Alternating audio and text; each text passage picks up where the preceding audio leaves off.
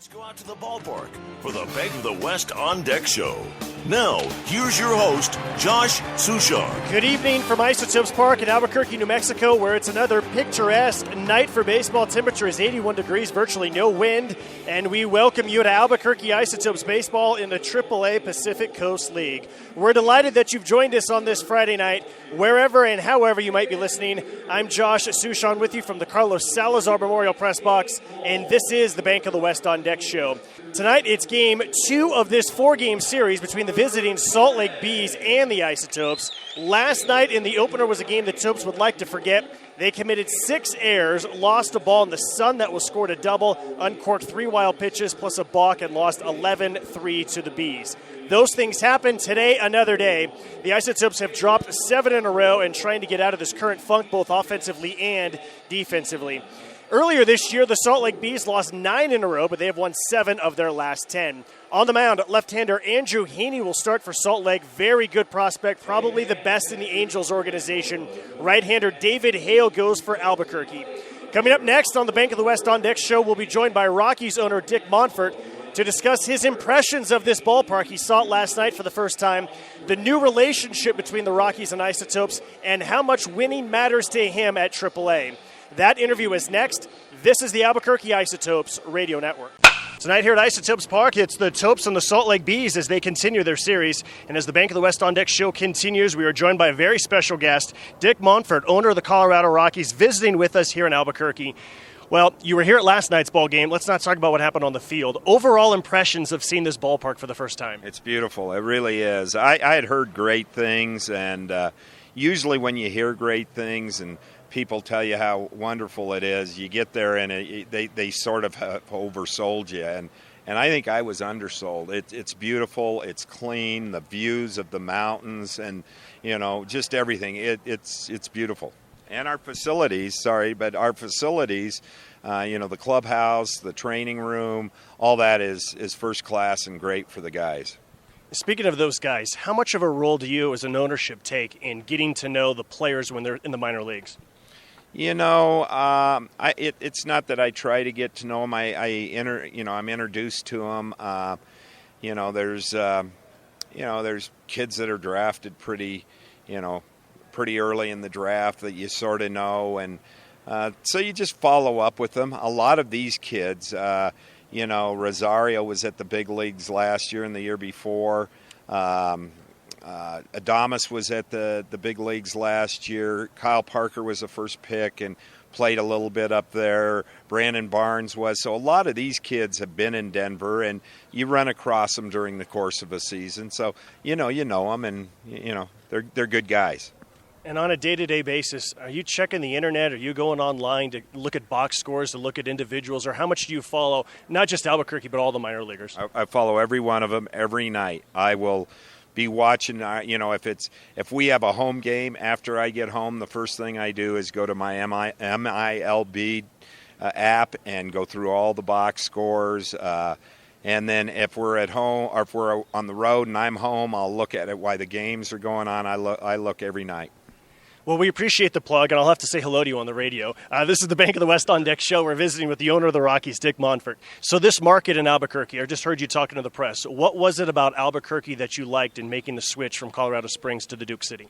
The biggest thing is we always felt that Colorado Springs should work as a feeder toward the major league team. But, we at Coors Field, we offer $2 tickets, $4 tickets, $8 tickets, and $200 tickets. So if you want to go to a Rockies game, hopefully it's you can get a $2 ticket or $4 ticket and go. So what we found out over time is that, there were Sky Sox fans and there were Rocky fans. So it wasn't as if it was working as a feeder. Albuquerque and Salt Lake, both teams within this division, both playing tonight, are teams that could expand our brand. Root plays in both of these towns. So we felt it was a good extension of the Rockies to be down here. Well, I know a lot of people were really excited that you came here for the winter caravan. That meant a lot. What other kind of things, I know it's still early in the relationship, but what other kind of things would you like to do in this market? We'll probably do more of the caravan. We're going to have our office staff every year. We used to take them to Colorado Springs for a game. We took them last year to Grand Junction. We're going to bring a group out here sometime this summer to a game, which I'll come to. And just work on other things. We've talked about having a game that that maybe would, be the start of our season, coming out here and bringing our major league team and playing the Isotopes team. So we'll continue to work on things like that. We're visiting with Dick Montfort, owner of the Colorado Rockies, here on the Bank of the West On Deck show. The other thing that people always talk about is the elevation. They probably talk about it more than you would like to, but Albuquerque, basically the same elevation as Coors Field. How much does that impact development? I think it helps. Colorado Springs was about 1,000 feet higher than Albuquerque and Denver, so we think that's a big plus. There's two trains of thought. Number one is that they're going to have to pitch up at Coors Field, so they might as well get used to it. That's one.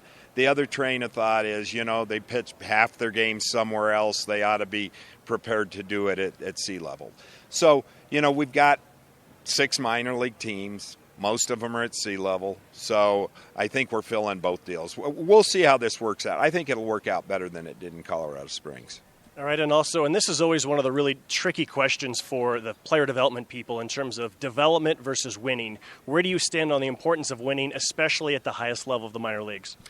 So, yeah, we want to develop, but we want to win too. I believe that part of development is being a winner and not accepting losing. So you can never, anywhere along the chain, accept losing. Now, there's games where you may do something that doesn't enhance winning, but you're still trying to win that game.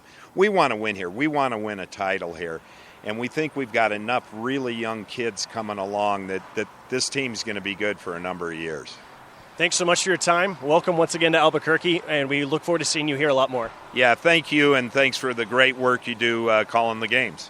There's still more to come here on the Bank of the West On Deck show. When we come back, we'll look around the Rockies organization. Your baseball notebook is coming up next. This is the Albuquerque Isotopes Radio Network.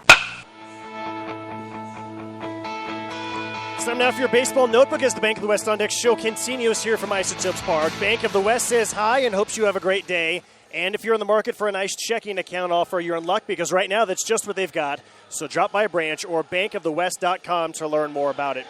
The Rockies open a 3-game series tonight at San Diego. Eddie Butler starts for the Rocks, Ian Kennedy for the Padres. One roster move for the Isotopes today. Shortstop Christian Adames was placed on the disabled list with a left ankle bruise. Adames injured the ankle last night when he booted a ground ball, and then it appeared to roll his ankle, reaching back to try making the play. But again, it's only a bruise, so that's a good sign. Jose Rivera was added back to the roster one day after he was sent to extended spring training. No timetable yet on how long Adames will be out. We will keep you updated, but again, good news that it is a bruise and not a fracture. The Angels made a move involving this Salt Lake team that's in town. Efrain Navarro was on his way to the major leagues. Grant Green was optioned back to AAA to play for this Bees team. Grant made a living off the Topes pitching staff a year ago, hitting .306 with 13 RBIs. Around the minor leagues, the big story in the Pacific Coast League is Corey Seager. He's making his AAA debut tonight for Oklahoma City. The Dodgers promoted the highly touted infielder from AA Tulsa after last night's game. Speaking of last night, the Mets left-hander Steven Matz, well, he's a prospect for the Mets right now. Another dominant outing. It was against Reno, a very good hitting Reno team. Pitching for Las Vegas, Matz struck out 12, and he allowed just 1 hit in 7 innings. In his previous start, Matz was 7 outs away from a no-hitter. Another great young pitching prospect for the Mets. Again, his name is Steven Matz. That's your baseball notebook. Starting lineups coming up next on the Albuquerque Isotopes Radio Network.